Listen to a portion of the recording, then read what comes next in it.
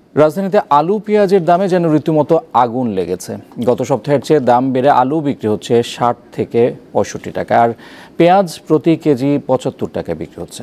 এমন অবস্থায় বাজেটে কেবল মূল্যস্ফীতি কমানোর আশ্বাস নয়, এর বাস্তবায়ন চান সাধারণ ক্রেতারা।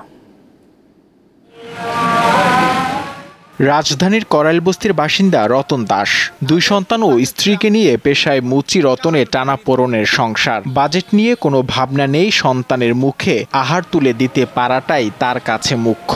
আর বাজেট করলে আমরা কি করব, কামাইয়ের উপরে নির্ভর। আমরা ২০০ টাকা কাম করে ২০০ টাকা বাজার লিয়ে যেতে বাজার কি করে চলা। তার মতো দেশের নিম্ন ও মধ্যবিত্তদের কাছে বাজেটের অঙ্কের হিসাব নিকেশের গুরুত্ব খুবই কম। সাধ্যের মধ্যে জীবিকা নির্বাহই তাদের কাছে বড় চ্যালেঞ্জ। বাজেট আমরা কি বুঝি? আমাদের তো মনে করেন যে আমরা ২ টাকা ইনকাম করলে আমরা ১ টাকা খাইতে আমাদের কষ্ট হয়। বাজেট যাই হোক, আমরা সাধারণ মানুষ হিসেবে আমরা খেয়ে পরে ভালোভাবে বেঁচে থাকতে চাই। আমরা চাই দ্রব্যমূল্যের জন্য স্থিতিশীল থাক। বাজেট তো আসলে কাগজে কলমে জনবান্ধব হয়, কিন্তু প্র্যাকটিক্যালি কিন্তু জনগণের উপকারে আসে বলে আমার খুব বেশি মনে হয় না। প্রতি বছরের মতো এবারও ঘোষণা হয়েছে ২০২৪-২৫ অর্থ বছরের বাজেট। সেখানে মূল্যস্ফীতি কমানোর ঘোষণা দেন অর্থমন্ত্রী, কিন্তু এতে সাধারণ জনগণের আশার প্রতিফলন ঘটেছে কতটা?